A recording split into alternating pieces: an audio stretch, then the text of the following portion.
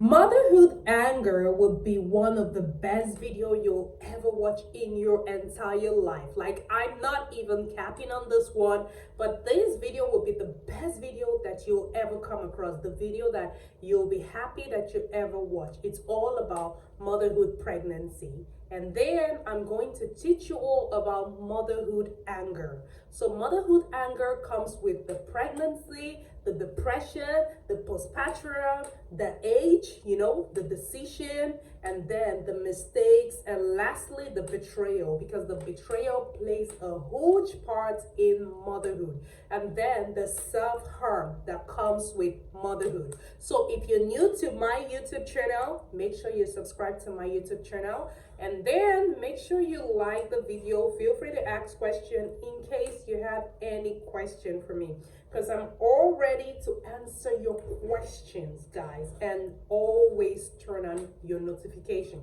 So then this is all about motherhood. This video is just like a book, something that you can run to whenever you feel bad, whenever you're giving up on motherhood, whenever you're giving up on life, whenever life becomes so hard for you.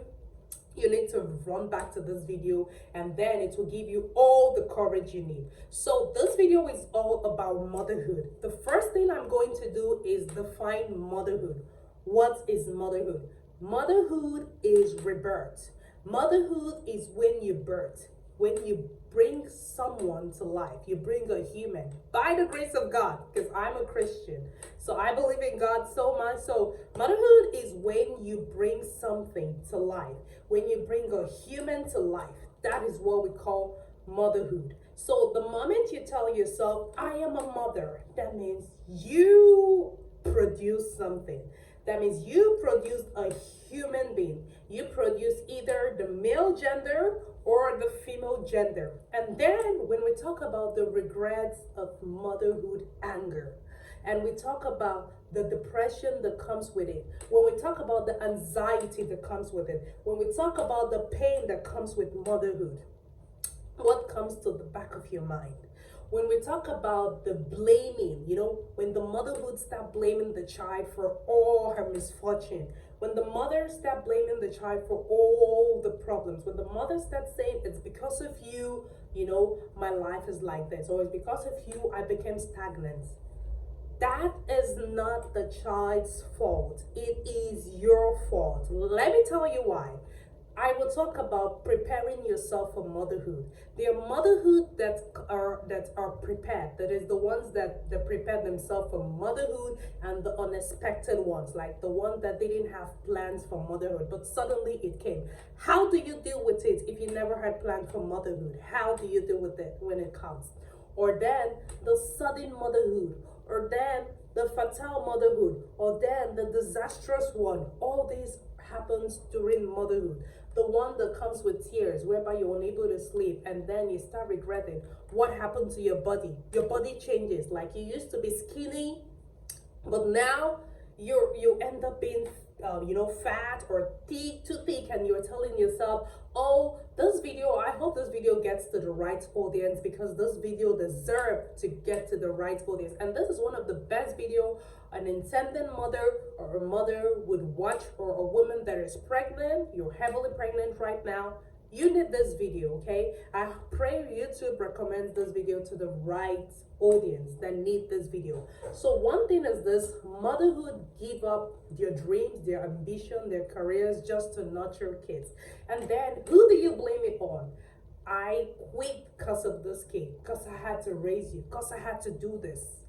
Forgetting that the more you blame the kid for your misfortune, the more you keep on harming yourself and hurting yourself, when you can only shower the child with love and then ask for forgiveness from the child. Like, I birthed you, and I know I did this. Even though it wasn't planned, or it was a planned motherhood, or it was an unplanned motherhood, or it was something that your body was ready for, or if it's something that your body is not ready for, you have no reason to blame the child for it, because you willingly accepted motherhood. And then let us come with when the mother gets pregnant.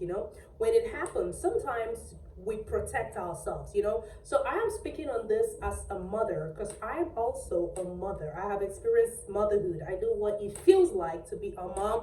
I know what I had to go through. I know my body changes. I know how everything happened, you know.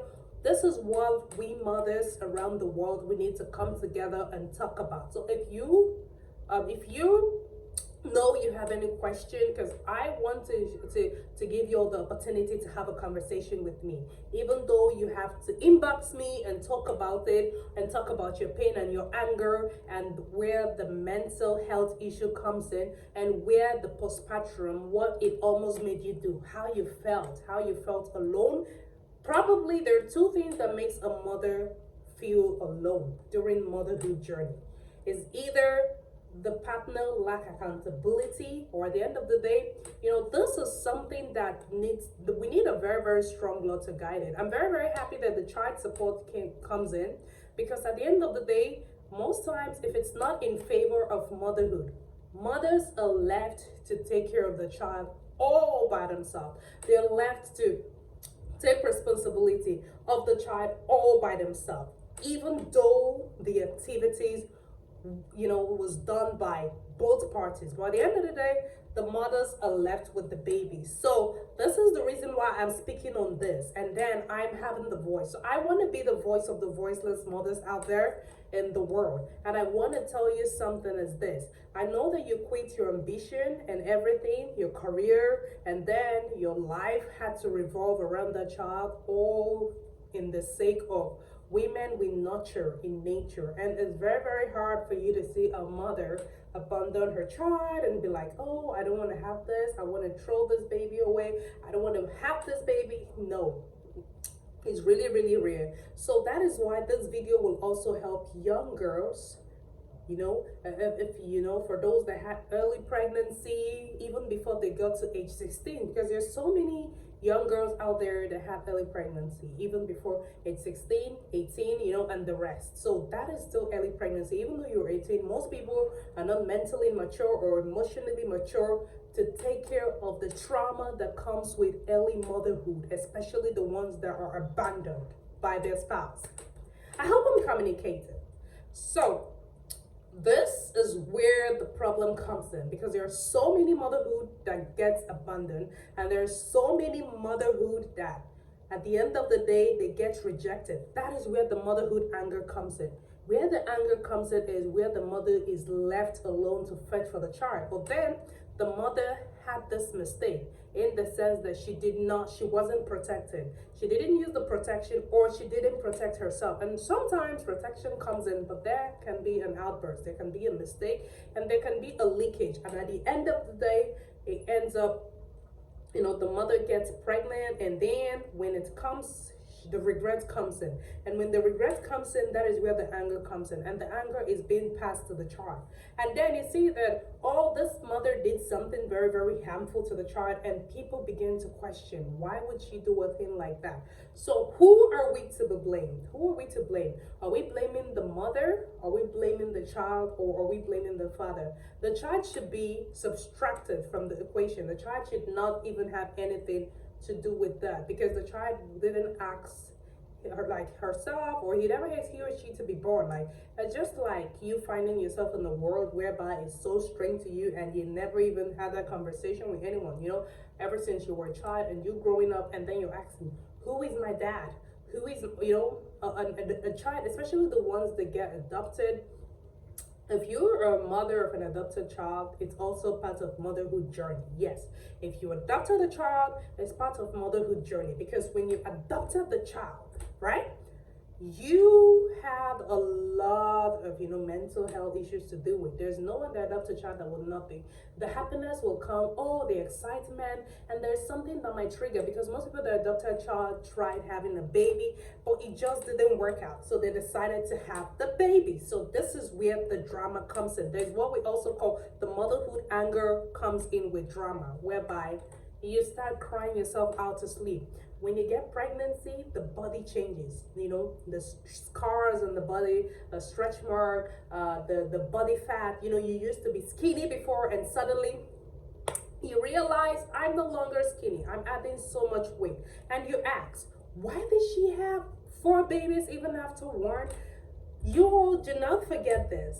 Women and we nurture in nature is a normal thing. We love to take care of stuff, we love to put things in order. And then you ask yourself that even after she complained that she wasn't gonna have another baby, why did she have another baby?